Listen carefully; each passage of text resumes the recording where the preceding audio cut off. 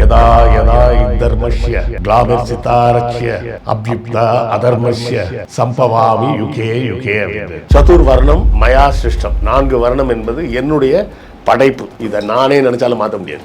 ஒரு தடவை நான் முடிவு பண்ணிட்டா என் பேச்சை நானே கேட்க மாட்டேன்னு சொல்ற மாரி நான் தான் இதை படைச்சேன். ஆனா இதை நானே நினைச்சாலும் மாற்ற முடியாது.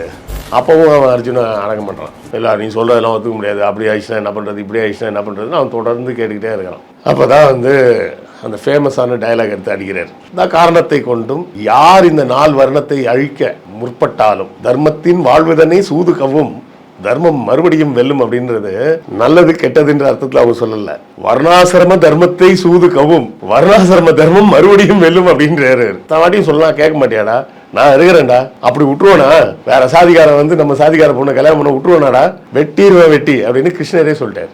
அந்த கலையுராஜ். ஆமா, கத்திரியன்னா எப்படி இருக்கணும், புஜங்கள் எல்லாம் தூக்கிட்டு அப்படின்னு போகணும் அப்படின்னு அன்னைக்கே சொல்லிட்டாரு அவரு. 18 அத்தியாயத்துல ஒரு வரி விடாம நான் டிரான்ஸ்லேட் பண்ணி போட்டிருக்கேன். யார் யாரு எப்படி ட்ரெஸ் பண்ணணும், யார் யாரு என்ன சாப்பாடு சாப்பிடணும், யார் யாரு எங்க படுத்து தூங்கணும், யார் யாரு எந்த மாதிரி பேர் வச்சுக்கணும். சூத்திரர்களின் உணவு கொஞ்சம் அழுக்கு உணவா இருக்கணும். உணவுனா அழுக்குனா புரியல. பழைய சாப்பாடு, பழைய கஞ்சி குடின்னு சொல்லலாம். ஒரு 50 வருஷத்துக்கு முன்னாடிலாம் பார்த்தீங்கன்னா கிராமத்துல பேர்லாம் எப்படி வச்சிருப்பான்னா குப்பை, பிச்சை, மண்ணாங்கட்டி. இப்ப அந்த மாதிரி பேர் வைக்க சொன்னா வைப்பானா? வைப்பான். நம்மால் எப்படி வைப்பான்? யாஷிகா அப்படின்னு சொன்னா வச்சுப்பான். யாஷிகான்னா பிச்சைக்காரி. பிருத்திவி அப்படின்னு வச்சுக்கோன்னு சொன்னா வச்சுப்பான். பிருத்திவின்னா மண்ணாங்கட்டி. கேசவன் வச்சுக்கோன்னா வச்சுப்பான். கேசவன்னா என்ன அர்த்தம்? மயிராண்டின்னு அர்த்தம். பரோட்டா மைதால செஞ்சது சாப்பிடாதேன்னா. எவனாவது பூரி மைதால செஞ்சது சாப்பிடாதேன்னு சொல்றானா?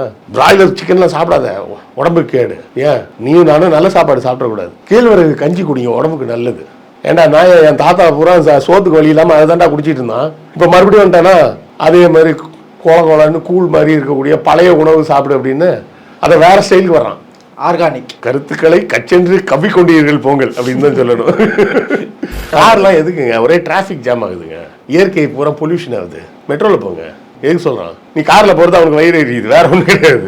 நீ பணக்காரனா இருந்துகிட்டு ஏழைக்கு மாரல் போலீசிங் பண்ணாத. நீ பணக்காரனா இருந்துகிட்டு ஏழைக்கு நீதி நெறிமுறையெல்லாம் கற்றுக் கொடுக்காது.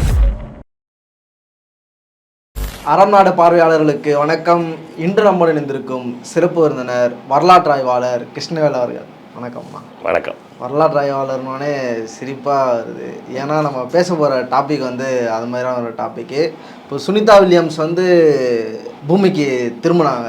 ஸோ அதை எல்லாத்தையும் ஒரு பக்கம் வச்சுட்ட பிறகு அவங்க தலை இறங்கிய உடனே நம்முடைய பிரதமர் அவர்கள் ஒரு ட்வீட் போடுறாரு. என்னன்னா, சுனிதா நீங்கள் இந்தியாவுக்கு வருவதை நான் காத்து கொண்டிருக்கிறேன், நீங்கள் எப்போ வருவீங்க அப்படின்ற மாதிரி போடுறாரு.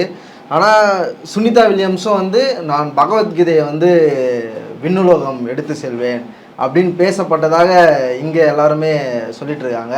உண்மையாகவே பகவத்கீதையில் சொல்லுவாங்களே, அதாவது நாங்கள் அப்போவே எல்லாமே இருந்தது, நிலாவுக்கு எப்படி போகிறதுன்னு இதில் இருந்தது, பறக்கிறது எப்படி, அதாவது இந்த விமானம் பறக்கிறதுக்கான சயின்ஸ் இதில் ஏற்கனவே எழுதி வச்சுருக்காங்க அப்படின்ற தகவல்களும் சொல்லிகிட்டே இருப்பாங்க. ஓவராலாக இந்த விஷயங்கள் எல்லாத்தையும் எப்படி பார்க்குறீங்க? இப்போ சுனிதா வில்லியம்ஸ் சொல்கிறாங்களே, நான் பகவத்கீதையை அங்கே எடுத்துகிட்டு போகிறேன் அப்படின்னு சொன்னது உண்மையா? அப்படி உண்மையாக என்றால் பகவத்கீதை தான் சேர வேண்டிய இடத்துக்கு போய் சேர்ந்து விட்டதா? இதை ரெண்டாவது பிரிச்சே பார்ப்போம். பகவத்கீதைக்கு நான் தனியாக ஒரு புக்கை எழுதியிருக்கேன். பகவத்கீதையில் வரிக்கு வரி என்ன சொல்லியிருக்குன்னு சொல்லி அதோட விளக்கம், தமிழ் மொழிபெயர்ப்பு என்ன, அதுக்கு விளக்கம் என்ன அப்படிங்கிறது மாதிரி தனியாக ஒரு புத்தகமே போட்டிருக்கேன். ஒரு 200 சொச்சம் பக்கம் உள்ள புத்தகம். நம்ம தெரிந்த வரலாற்றின் தெரியாத பக்கங்கள் மாதிரி பகவத்கீதையின் தெரியாத ரகசியங்கள் அப்படின்னு சொல்லி ஒரு புக்கு போட்டிருக்கேன். சுனிதா வில்லியம்ஸ் அப்படின்ற பேர் பார்த்தோன்னே உங்களுக்கு தெரிஞ்சிருக்கும். அவங்க ஒரு கல்யாணம் பண்ணியிருக்கிறது ஒரு கிறிஸ்தவரை.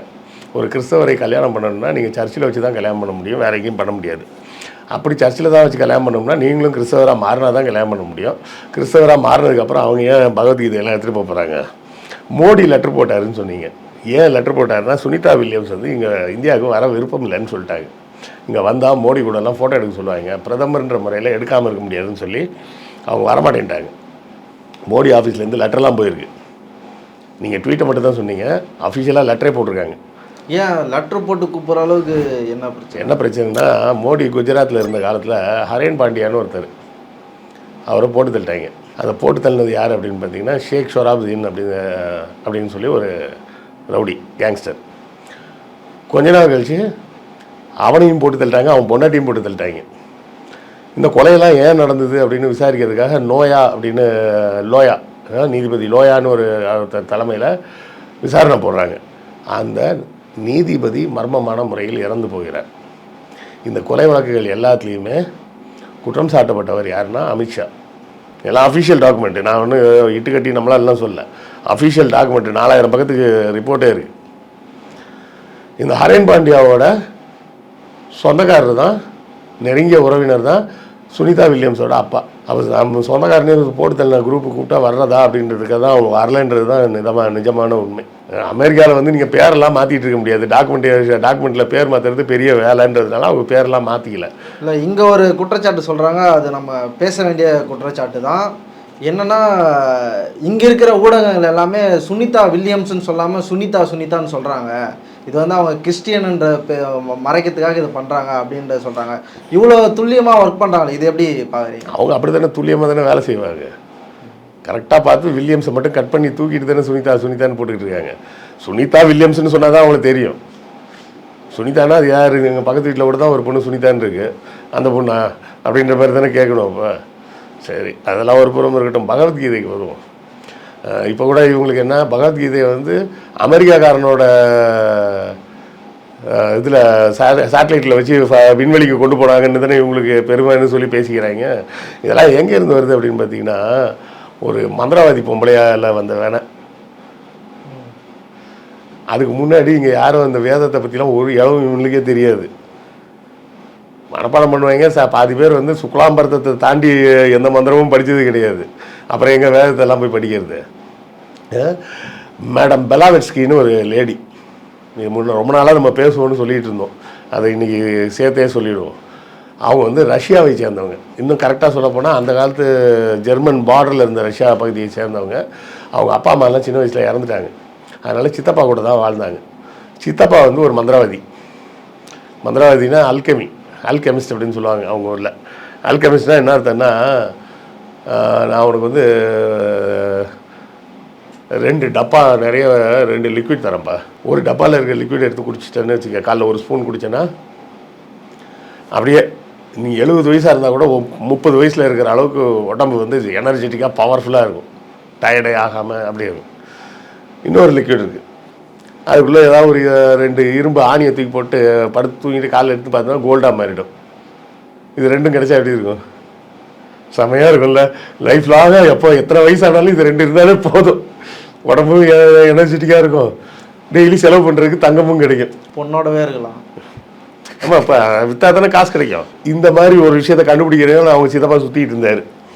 அது சார்ந்த புத்தகங்கள்லாம் படிக்கும்போது எகிப்து நாட்டு மேஜிக்கு அது இதெல்லாம் படிக்கும்போது இந்தியாவிலையும் இந்த மாதிரிலாம் இருக்குது அப்படின்றத அவங்க சித்தப்பா எழுதி வச்ச குறிப்புகள்லேருந்து இவங்க படிக்கிறாங்க. அப்புறம் இவங்களே தேடி படிக்க ஆரம்பிக்கிறாங்க. அதுக்கப்புறம் உலகம் பூரா சுற்றுறாங்க.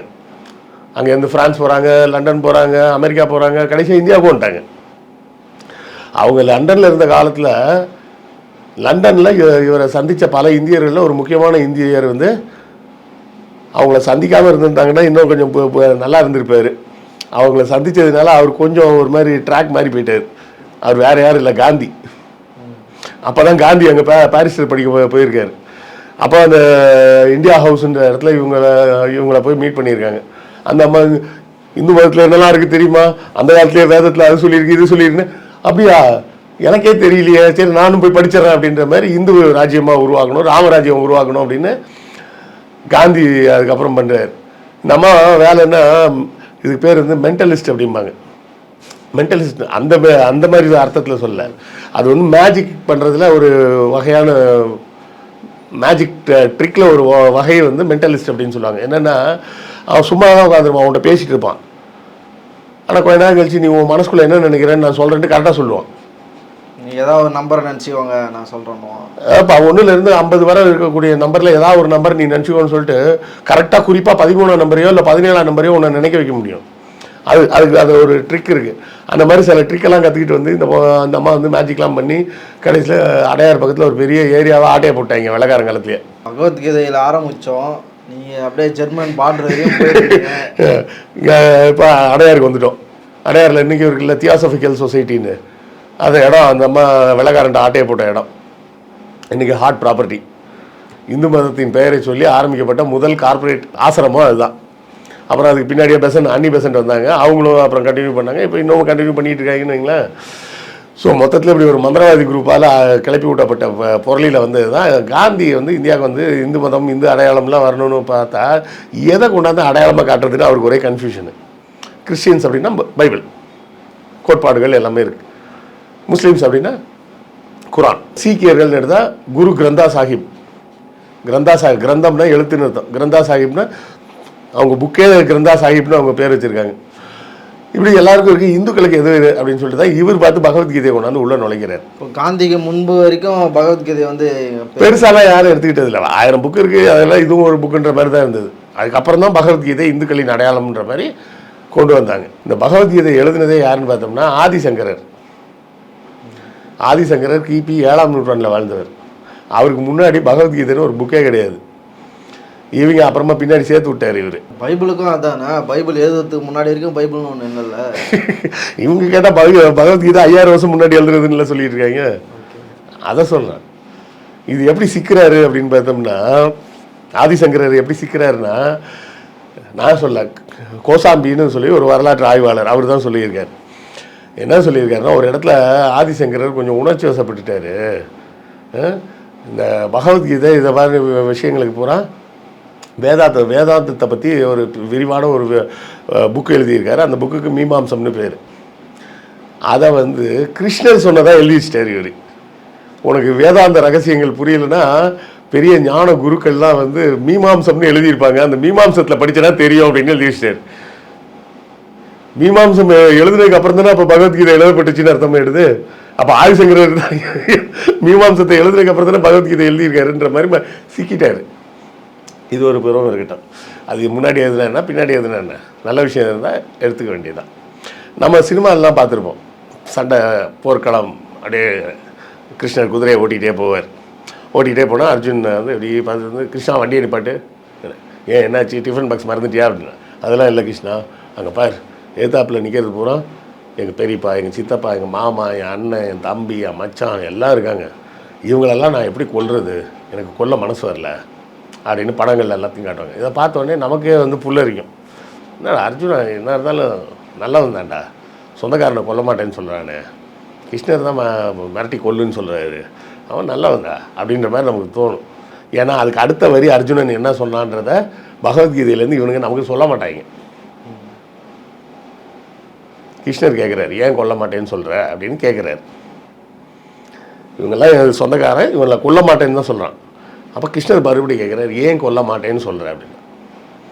இல்லை கிருஷ்ணா, இப்போ நான் இவங்களெல்லாம் கொண்டுட்டேன்னா இவர்களது மனைவிகள், மகள்கள் எல்லாரும் வேறு சத்திரிய ஆண்கள் கிடைக்காம வேறு கீழான வர்ணத்தை சார்ந்தவர்களை கல்யாணம் பண்ணிப்பாங்க. அதனால் வர்ண கலப்பு ஏற்பட்டு சாதி கலப்பு ஏற்பட்டு இந்த சிஸ்டமே நாசமாக போயிடும், அதனால நான் கொல்ல மாட்டேன்னு சொல்கிறேன். இது முதல் அத்தியாயத்திலே வருது. அப்போ முக்கியமாக இவரோட பிரச்சனை என்னென்னா, அவன் எனக்கு எதிரியாக இருக்கிறது கூட பிரச்சனை இல்லை, எங்கள் சத்திரிய குலத்தை சார்ந்த ஒரு பொண்ணு வந்து வேறு குலத்தை சார்ந்த பையனை கல்யாணம் பண்ணிக்கிட்டா எங்கள் சாதி மான மரியாதைலாம் என்ன ஆகுறது அப்படின்னு சொல்லி தான் அர்ஜுனன் வந்து கொல்ல மாட்டேன்னு சொல்கிறான். அப்புறம் கிருஷ்ணர் வந்து சொல்லுவார், இப்போவும் பல அர்ஜுனன்கள் வாழ்ந்துட்டு தான் இருக்காங்க. ஆமாம், அர்ஜுனனா வாழ்கிறாங்க, மோகன்ஜியா வாழ்கிறாங்க, கிருஷ்ணன்ஜியா வாழ்கிறாங்க, இப்படி நிறைய பேர் வாழ்ந்துட்டு தான் இருக்கிறாங்க. ராமருடைய தாசுகளாகவே வாங்குறாங்க. ஆமாம், முதல் அத்தியாயத்துலேயே தெளிவாக அவங்க சொல்கிற விஷயம் என்னென்னா, இந்த போர் நடந்தால் சாதி கலப்பு ஏற்பட்டு சாதியின் தூய்மையெல்லாம் போயிடும், கீழ் சாதிக்காரனெல்லாம் போய் எங்கள் வீட்டு பொண்ணுங்க கல்யாணம் பண்ண மாதிரி ஒரு கட்டாயம் ஆயிரும், ஏன்னா ஆம்பளைங்களே இல்லாமல் இப்போ ஒரு சூழல் ஆகிடும் அப்படின்னு அர்ஜுனன் சொல்கிறான். அப்படிங்கிறத நம்மள்ட்ட சொல்லவே மாட்டாங்க. அதுக்கு அடுத்த அத்தியாயத்தில் கிருஷ்ணர் என்ன சொல்கிறாருன்னா, நீ ஒன்றும் கவலைப்படாத, அது உயிருக்கு வந்து அழிவே கிடையாது, ஆன்மா அழிவதில்லை, அது சட்டையை மாற்றுற மாதிரி உடலை விட்டு வெளியே போய் வேறு ஒரு உடலில் வரும், அப்படி வரும்போது மறுபடியும் அது சத்திரியனாக தான் வரும், அதனால் ஒன்றும் கவலைப்படாத அப்படின்றாரு. எனக்கு தெரியல, 40 வயசு பொம்பளை ஒரு லேடி இருக்காங்க, அவங்க ஹஸ்பண்ட் செத்து போயிடுவார், அவர் திரும்ப சத்திரியனாக பிறந்து அவர் வளர்ந்து ஒரு 30 வயசு ஆகும்போது இந்த அம்மாவுக்கு 70 வயசு ஆகிடும், அப்புறம் எப்படி இந்த அம்மாவை கல்யாணம் பண்ணுவாருன்னு எனக்கு தெரியல. கிருஷ்ணர் அப்படி தான் சொல்கிறார். அதனால் சத்திரிய பெண்கள் வந்து வேறு யாரையும் கல்யாணம் பண்ணுவாங்கலாம், நீ பயப்படாத, சத்திரிய பெண்கள் சத்திரியரை தான் கல்யாணம் பண்ணுவாங்க, நீங்கள் இன்னும் ஃபீல் பண்ண வேண்டிய அவசியம் இல்லைப்பா அப்படின்னு சொல்லி வந்து கடைசியாக இந்த சிஸ்டத்தை வந்து எவ்வளோ ஸ்ட்ராங்கான சிஸ்டம் தெரியுமா, அது உனக்கு புரியல, அப்படின்னு சொல்லிட்டு ஒரு வரி சொல்கிறார். விஜய் மாதிரி ஒரு டைலாக் அடிக்கிறார். என்ன சொல்கிறாருன்னா, சதுர் வர்ணம் மயா சிருஷ்டம். சதுர்னா சதுரம், 4. சமஸ்கிருதத்தில் சதுர்னா 4ன்னு அர்த்தம். சதுர் வர்ணம் மயா சிருஷ்டம், 4 வர்ணம் என்பது என்னுடைய படைப்பு. இதை நானே நினச்சாலும் மாற்ற முடியாது அப்படின்ட்டு. ஒரு தடவை நான் முடிவு பண்ணிட்டேன், என் பேச்சை நானே கேட்க மாட்டேன்னு சொல்கிற மாரி, நான் தான் இதை படைத்தேன், ஆனால் இதை நானே நினச்சாலும் மாற்ற முடியாது. இது அவ்வளோ ஸ்ட்ராங்கான ஒரு சிஸ்டம் அப்படின்ட்டு. அப்போவும் அவன் அர்ஜுனை அடக்கம் பண்ணுறான்.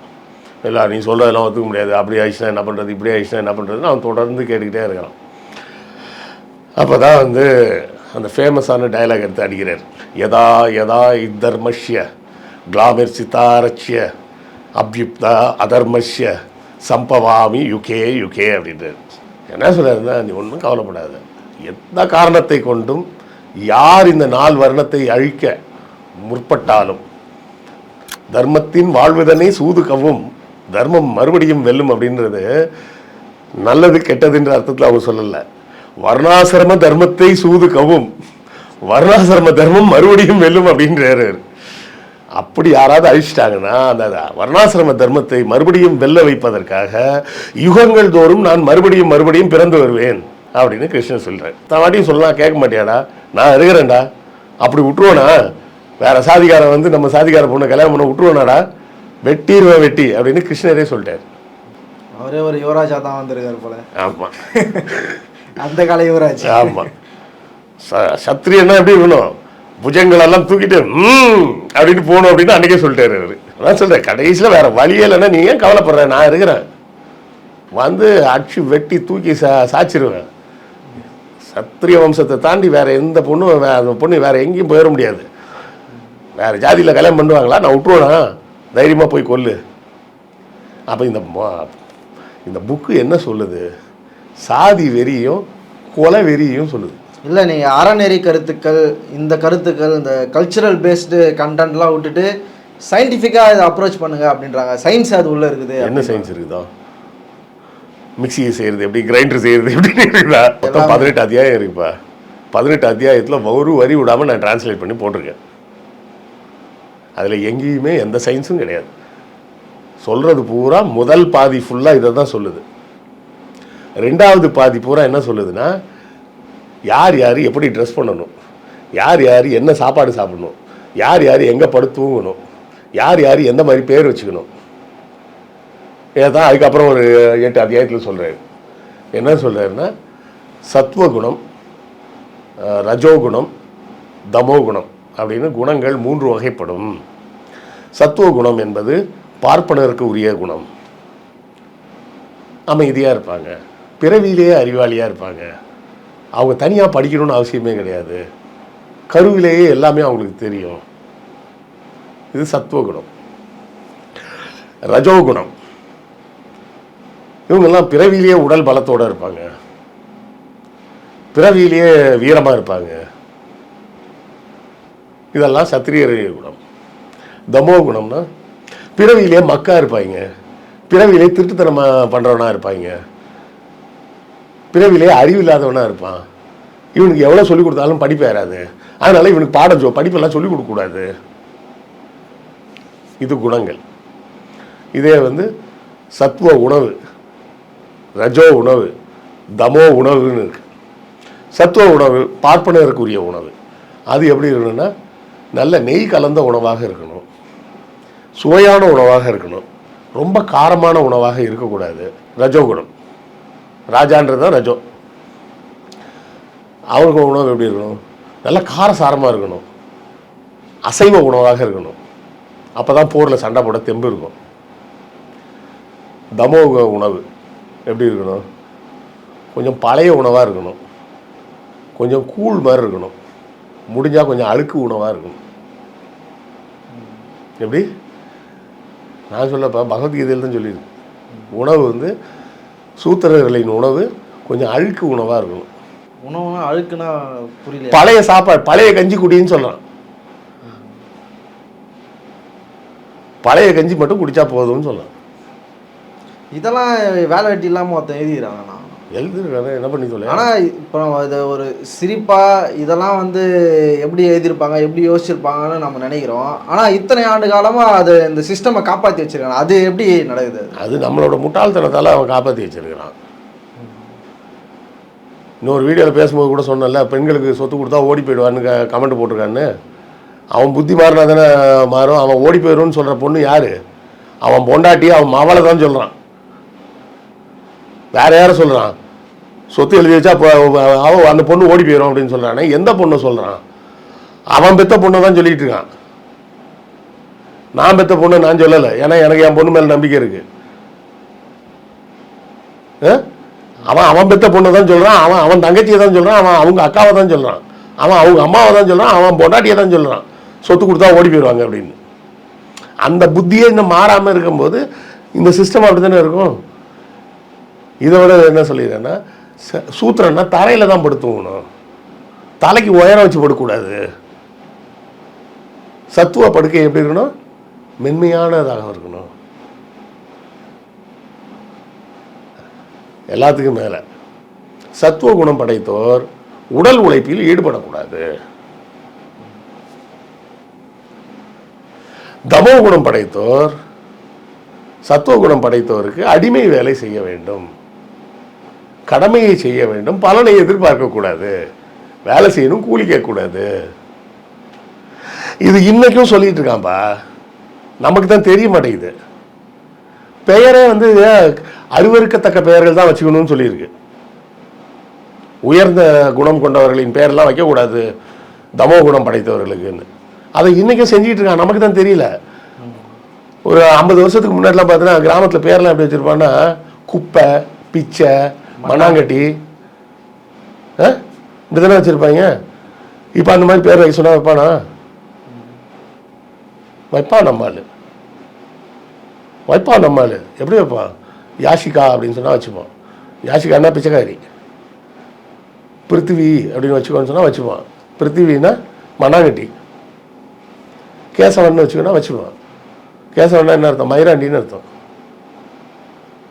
இன்றைக்கும் வச்சுக்கிட்டு தான் இருக்கிறான் அந்த பேரை. அதை சம்ஸ்கிருதத்தில் கொடுத்தா வச்சுக்கிறான். பரோட்டா மைதாவில் செஞ்சது சாப்பிடாதேன்னா, எவனாவது பூரி மைதாவில் செஞ்சது சாப்பிடாதேன்னு சொல்கிறானா? பூரி எதில் செய்கிறான்? போ பிராய்லர் சிக்கன்லாம் சாப்பிடாத, உடம்புக்கு கேடு. ஏன்? நல்ல சாப்பாடு சாப்பிடக்கூடாது. நீயும் நானும் நல்ல சாப்பாடு சாப்பிடக்கூடாது. சரி, என்ன பண்ணுறது? கேழ்வரகு கஞ்சி குடிங்க, உடம்புக்கு நல்லது. ஏண்டா நான் என் தாத்தா பூரா சோத்துக்கு வழி இல்லாமல் அதை தாண்டா குடிச்சிட்டு இருந்தான். இப்போ மறுபடியும் வந்துட்டானா அதே மாதிரி கோலன்னு கூழ் மாதிரி இருக்கக்கூடிய பழைய உணவு சாப்பிடு அப்படின்னு அதை வேற ஸ்டைலுக்கு வர்றான். ஆர்கானிக் கருத்துக்களை கச்சென்று கவ்விக்கொண்டீர்கள் போங்கள் அப்படின்னு தான் சொல்லணும். அதே பகவத்கீதையில் அன்னைக்கு என்ன சொன்னதோ அதை வேற ஆங்கிள் இப்போ சொல்லிட்டு இருக்கிறான். அதுதான் வேணா சயின்ஸ்னு வச்சுக்கலாம். இவன் சயின்ஸுன்ற பேரில் இப்போ நமக்கு சொல்லிட்டு இருக்கிறான். ரொம்ப சிம்பிள் கேள்வி. பரோட்டா மைதான்னு சொல்கிறானே, பூரி மைதான்னு ஏன் சொல்ல மாட்டான்? பரோட்டாக்கு ஊற்றுற எண்ணெயை விட பூரிக்கு ஊற்றுற எண்ணெய் தான் ஜாஸ்தி. அது உள்ள மூழ்கி நீச்சல் செடி. ஆமாம், இது லேசாக தலையில் தெளித்து திருப்பி போட்டு கொண்டாந்து கொடுத்துட்றான். நம்மளாவது சிக்கன் சேர்வா மட்டன் சேர்வான்னு கிரேவியை ஊற்றி அடிக்கிறோம். அவங்க அது கூட சேர்த்து உருளைக்கிழங்கு வேற வச்சு இன்னும் கலோரி ஏற்றுறான். அதை பற்றி எவனா பேசுகிறானா? பேச மாட்டாங்க. ஏன்னா அவனோட நோக்கம் வந்து மைதா கிடையாது. நீ நல்ல சாப்பாடு சாப்பிடக்கூடாது. பகவத்கீதையில் அது சொல்லியிருக்கு. அதை நேராக சொன்னால் மண்டை மேலே கொட்டுவான். ஏன்னா இப்போ அவன் 1 லட்ச ரூபா வாங்குற சாஃப்ட்வேர் இன்ஜினியர் ஆகிட்டான். அதனால் அவனை வேறு மாதிரி சொல்லி புரிய வைக்கலாம் அப்படின்னு ட்ரை பண்ணுறாங்க. ஒரு படத்தில் இது என்ன மகாராஜன் நினைக்கிறேன், ஒரே கோழி 1.5 கிலோ கேட்டால் 2 கோழி கொண்டு வந்துருக்கிற அப்படிங்கிற சின்ன பையனை ஏமாத்துறியா? நீங்கள் என்ன படிச்சிருக்கீங்களா? ஆமாம், நான் 4ஆம் கிளாஸ். ஓ, அப்போ உங்களுக்கு வேறு மாதிரி சொன்னால் தான் புரியும். இது வந்து சின்ன வயசில் எடுத்த நான் தானே, இது பெரிய வயசில் எடுத்தேன் நான், ஏன் ஃபோட்டோ தானே, இப்போ 2 நான் தானே. அதே மாதிரி தான் இது 1/2 கிலோவாக இருக்கும்போது உரிச்சது, இது 1 கிலோவாக இருக்கும்போது உரிச்சதுன்னு கமல் ஒரு காமெடி பண்ணியிருப்பாரு. அந்த மாதிரி வந்து நமக்கு வேறு ஆங்கிளில் சொல்லி சொல்லி நம்மளையே மறுபடியும் அந்த ரேஞ்சுக்கு தள்ளணும்னு ட்ரை பண்ணுறாங்க. உங்கள் தாத்தாலாம் கேப்ப கஞ்சி தண்டா குடிச்சா நீயும் குடி அப்படின்னு சொன்னால் கேட்பீங்களா? கேட்க மாட்டீங்க. சிறுதானிய உணவு சாப்பிடுங்க, ஆரோக்கியத்துக்கு நல்லது. ஏன் ஆரோக்கியம் எங்களுக்கு தெரியும், நீ மூட்டு கிளம்பு அப்படின்னு எவனாவது சொல்கிறானா? கோட் ஷூட் எதுக்கு, வெளிநாட்டில் போடுற ட்ரெஸ்ஸு நமக்கு எதுக்கு, வேஷ்டி சட்டை. ஸ்ரீதர் எளிமையா பாருங்க, ஸ்ரீதர் வேம்பு எவ்வளோ பெரிய சிஇஓ, அவர் பாருங்க வேட்டி ஜிப்பாவை தான் போட்டு வர்றாரு. இல்லை நம்ம லேண்ட்ஸ்கேப்புக்கு வந்து நம்ம சீதோஷ நிலைக்கு வந்து கோட் ஷூட் செட். கார்லாம் எதுக்குங்க, ஒரே டிராஃபிக் ஜாம் ஆகுதுங்க, இயற்கை பூரா பொல்யூஷன் ஆகுது. மெட்ரோவில் போங்க, எதுக்கு சொல்கிறான்? நீ காரில் போகிறது அவனுக்கு வயிறு எரியுது, வேற ஒன்றும் கிடையாது. இப்பெல்லாம் பாருங்க, எங்கே போனாலும் பைக்கு பைக்கு பைக்கு காருன்னு சுற்றுறாங்க, நடந்தே போக மாட்றாங்க. பார்க்கிங்க்கு பார்க்கில் போய் வாக்கிங்லாம் போகாதீங்க, செருப்பு கட்டி நடந்து பாருங்க. அந்த பூமி வந்து நல்லா பேசிக்கொண்டே போ. நீ பேசிட்டு போடா நாய. சங்கர் படத்திலே பாட்டு வருது. ஆமாம். அப்போ தொடர்ச்சியாக அவங்க சொல்லக்கூடிய விஷயம் என்னென்னா, பகவத்கீதையில் அன்றைக்கி எப்படி ஃப்ராடுத்தனம் பண்ணி எழுதி வச்சாங்களோ அதை வேறு பார்வையில் இன்றைக்கும் நமக்கு சொல்லிட்டு இருக்கிறான். எந்திரன் 2 படத்தில் என்ன சொன்னான்? செல்ஃபோன் வேணான்னு சொல்ல, எல்லாருக்கும் எதுக்கு செல்ஃபோனு, தேவைப்படுறவங்களுக்கு வச்சுக்கலாம். தேவைப்படுறவங்க யார்? சத்துவ குணம் படைத்தவர்களுக்கு மட்டும்தான் தேவை, மற்றவங்களுக்கெல்லாம் தேவையில்லை. ஆமாம், நீங்கள் வந்து ஒரு நாளைக்கு 200 ரூபாய் தான் சம்பாதிக்க போகிறீங்க. அந்த டைமில் நீங்கள் ரீல்ஸ் பார்த்துட்டு இருந்தீங்கன்னா வியாபாரம் கெடும்ல. அந்த அவ்வளோ அக்கறையா உனக்கு எங்கள் மேலே? தெரியாமதாங்க உனக்கு தான் எங்கள் மேலே அவ்வளோ அக்கறையா? லீலா பாரில் உட்காந்துட்டு கமெண்ட் அடிக்க வேண்டியது, சம்பாதிக்கிற காசை பூரா டாஸ்மாகில் கொடுத்துட்றாங்கன்னு. அவன் காசு தானே கொடுத்தான், உன் காசையாக கொடுத்தான். நீ பணக்காரனாக இருந்துக்கிட்டு ஏழைக்கு வந்து மாரல் போலீசிங் பண்ணாத. நீ பணக்காரனாக இருந்துக்கிட்டு ஏழைக்கு நீதி நெறிமுறையெல்லாம் கற்றுக் கொடுக்காத. முடிஞ்சால் நீ கடைப்பிடிச்சிக்கோ. இப்போ பகவத்கீதையில் வந்து இவ்வளோ முரண்கள் இருக்குது, இவ்வளோ பிரச்சனைகள் இருக்குது, சமூகத்துக்கு எதிரான முரண்கள் இல்லை, சமூகத்துக்கு கேடான செய்திகள் தான் சொல்ல வரேன். சமூகத்துக்கு எதிரான கருத்துக்கள், எதிரான இல்லை கேடான கருத்துக்கள். அப்படி இருக்கும்போது இப்போ அதை டச் பண்ணாலே வந்து ஒரு பிரச்சனை அப்படின்ற அளவுக்கு அதை காப்பாற்றுறாங்கல்ல, அது ஏன் எப்படி நடக்குது? பிரச்சனை என்னங்க, மதம், என் மதம் உயர்ந்தது, அது புனிதம் அப்படின்னு நான் நம்புகிறேன். நீ அதில் இருக்க அர்த்தத்தெல்லாம் எனக்கு ஏன் சொல்லித்தர அப்படின்னு சொல்லி தான் இப்போ கேள்வியே. நம்ம அண்ணன் தொல் திருமாவளவன் என்ன சொன்னார்? மனுநீதியில் இப்படிலாம் சொல்லியிருக்குப்பா அப்படின்னு சொன்னால், திருமாவளவன் பெண்களை அசிங்கப்படுத்திட்டாருன்ட்டாங்க. எப்படி திருப்பி விட்டாங்க பாருங்க. இது திருமாவளவனோட கருத்து, அவர் பெண்களை அசிங்கமாக பேசுகிறாரு, வேலைக்கு செல்லும் பெண்கள் விபச்சாரிகள்னு சங்கராச்சாரியார் சொன்னார். அவரை எவனா கேள்வி கேட்டானா? அவர் சொன்னால் கரெக்டாக தானே இருக்கும்ன்றாங்க. அப்போ நிர்மலா சீதாராமன் முதல் கொண்டு எல்லாருமே அதை ஏற்றுக்கிறாங்களா? பாஜகவில் இருக்கக்கூடிய எல்லா பெண்களும் அதை ஏற்றுக்கிறாங்களா? அடுத்த கேள்வி அதுதான். பெரியவா சொன்னால் வேத வாக்கு, அதை கேட்டு போக வேண்டியது. எங்களுக்கு பெரியார் சொல்லியிருக்காரு, பெண்கள்லாம் நல்லா படிங்க, படிச்சுட்டு கார் ஓட்டுங்க, ஏரோப்ளைன் ஓட்டுங்க, விண்வெளிக்கு போங்க அப்படின்னு. சுனிதா வில்லியம்ஸ் விண்வெளி போயிட்டு வந்துட்டாங்க, நல்லா படித்தாங்க. ஸோ சுனிதா வில்லியம்ஸில் தொடங்கி சுனிதா வில்லியம்ஸ்க்கே வந்துட்டோம் நம்ம. பகவத்கீதை என்பது தடை செய்யப்பட வேண்டிய ஒரு புத்தகம். உண்மையில் பகவத்கீதையின் மொழிபெயர்ப்பு ரஷ்யாவில் தடை செய்யப்பட்டிருக்கு. ரஷ்யாவில் என்ன சொல்லிட்டாங்கன்னா, மக்களுக்கு நடுவே ஏற்றத்தாழ்வை உருவாக்கவும் வன்முறையை தூண்டவும் செய்யக்கூடிய நூலாக இருக்கிறது, இந்த நூல் தடை செய்யப்பட வேண்டும் அப்படின்னு சொல்லி தான் தடை செஞ்சுருக்கிறாங்க. ஏன்னா ரஷ்யா கம்யூனிச நாடு, சமத்துவம் பற்றி பேசக்கூடியது. அங்கே இந்த புத்தகம் பூரா சமத்துவத்துக்கு எதிராக பேசுது. கொலை செய் அப்படிங்குது. கொலை செய், உன் வேலை கொலை செய்கிறதுனா நீ கொலை செய், ஒன்றும் தப்பு கிடையாது. உன் பிறவி சத்திரியன் என்றாலே நீ அடுத்தவனை கொல்றதுக்காகவே பிறந்தவன், நீ தாராளமாக கொல்லு. இல்லை, இந்த புத்தகத்தை காந்தி எப்படி முன்மொழிஞ்சார்? அவர் சரி இருக்கு, அவர் வர்ணாசிரமத்தை நம்பிக்கிட்டு தானே இருந்தார். அவர் ஒன்றும் வர்ணாசிரமத்துக்கு எதிராலாம் பேசலையே. அவர் சொன்னது என்னென்னா, பட்டியலின மக்களாக இருந்தாலும் சரி, சூத்திரர்களாக இருந்தாலும் சரி, அவங்களுக்கும் படிப்பெல்லாம் கொடுப்போம் அப்படின்னாரு. அவ்வளோதான். அதுக்கே கொண்டுட்டாங்க, அது சொல்றதுக்கு வந்து கொண்டுட்டாங்க. அவர் வர்ணாசிரமம் சரின்னு தான் கடைசி வரை சொல்லிட்டு இருந்தார். வர்ணாசிரமத்தை நீக்கணும்லாம் அவர் சொல்லவே இல்லை. வர்ணாசிரமம் அது நல்லது தான், பழசு அது ரொம்ப நல்லது தான். என்ன ஒன்று இப்போ உள்ள லேட்டஸ்ட் படிப்பெல்லாம் கொடுக்கலாம் அப்படின்னாரு. யோ பெருசு என்ன திடீர்னு ட்ராக் மாறுற அப்படின்னு போட்டு தள்ளிட்டாங்க. ஜாதி இருக்கட்டும், ஜஸ்ட் தீண்டாமை மட்டும் வேண்டாம் அப்படின்னாரு. அது எப்படி முடியும் அப்படின்னு சொல்லி தான் உடனே போட்டாங்க. அதுவும் எப்போ 47 ஆகஸ்டில் சுதந்திரம், அக்டோபரில் இதை பேசுகிறாரு, டிசம்பரில் பெரியார் சொல்கிறார், காந்தி முன்னாடி இருந்த காந்தி இல்லை, இப்போ மாறிட்டார், பார்ப்பனர்கள் இவங்க ரொம்ப நாள் விட்டு வைக்க மாட்டாங்க அப்படின்னாரு. ஜனவரி மாதம் கொண்டுட்டாங்க. அப்போ யோசிப்பார், செப்டம்பர், அக்டோபர், நவம்பர், டிசம்பர், ஜனவரி 5வது மாதம் கொண்டுட்டாங்க. இந்தியா சுதந்திரம் அடைஞ்சு 5 மாதம் தான் ஆச்சு. என்னடா இந்த பெருசு வேறு மாதிரிலாம் பேசுது அப்படின்னு சொல்லி உடனே போட்டாங்க. இது தப்பாச்சே அப்படின்னு. ஸோ அதுதான் பிரச்சனை. நீங்கள் வந்து இந்து மதத்தை உங்கள் அடையாளமாக வைத்துக்கொள்ளும் வரை பகவத்கீதை உங்களுக்கு புனிதமாக தெரியும். புனிதமாக தெரியக்கூடிய விஷயம் உங்களை கேவலப்படுத்துகிற விஷயம். அதை புரிஞ்சுக்கிட்டிங்கன்னா போதும். அரங்கத்திற்கு வந்து பல்லவ தலைப்பு ரொம்ப நன்றி. நன்றி.